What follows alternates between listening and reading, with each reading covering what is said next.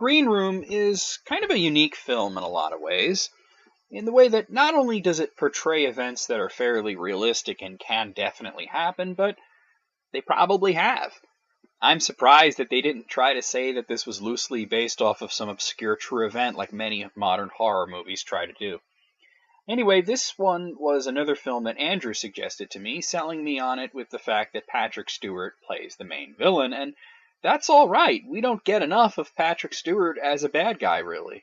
The 90s thriller Conspiracy Theory, that was a big one, and he was also in Masterminds, which was forgettable other than the fact that he was in it. The main characters here are members of an underground punk rock group traveling around from gig to gig. They get involved with a guy who says that he'll promote them, but he's kind of a charlatan, and now they're ready to tell him to go blow. But he hooks them up with a gig in Oregon at a bar, so they figure they have nothing better to do. It's a Nazi skinhead bar, there's the twist. And this is hilarious, because they go up on stage and they immediately play Nazi Punk's Fuck Off by the Dead Kennedys, which I thought was pretty great. And they managed to at least wow the crowd somewhat, even despite that. So they're getting ready to leave. The singer walks into a green room to get a phone, and he sees that one of the Nazis, for whatever reason, has murdered a woman, and immediately freaks out. The bar's manager prevents the group from leaving, saying that they'll call the police, but then they also call the bar's owner, Darcy, the head Nazi played by Patrick Stewart, who has two of his loyal skinhead minions stage a minor stabbing. So when the police arrive, they just see that there was like a minor scuffle between two idiots, and they arrest the guy, and then they leave, and the murder goes undiscovered. At this point, now, Darcy wants to eliminate the band as they've witnessed the murder, or at least they saw the body, and they can't be trusted to not talk.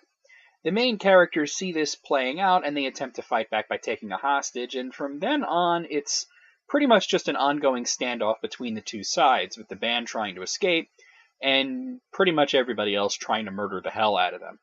It's a simple plot, really. What makes it work is partly the great performances. We have the late Anton Yelchin, Imogen Poots is in it, and of course there's Patrick Stewart, who always puts on a grand performance, but more than anything, it's the look and feel of the film that works.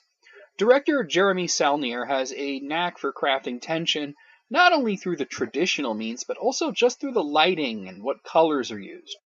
The film is claustrophobic and gritty, and it really works well with the tension as we're dealing with punks versus Nazis in a very enclosed space. The film has moments of brutality, but each frame of the film seems to be tense, even before it hits the fan.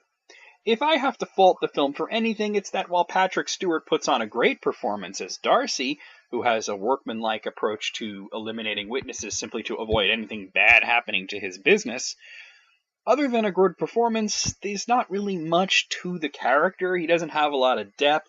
We know that he's scary, mostly because we're told that he's scary. It's his minions who do most of the dirty work, but other than this minor issue, Green Room is a pretty damn good film that I would recommend. I will give it an 8 out of 10.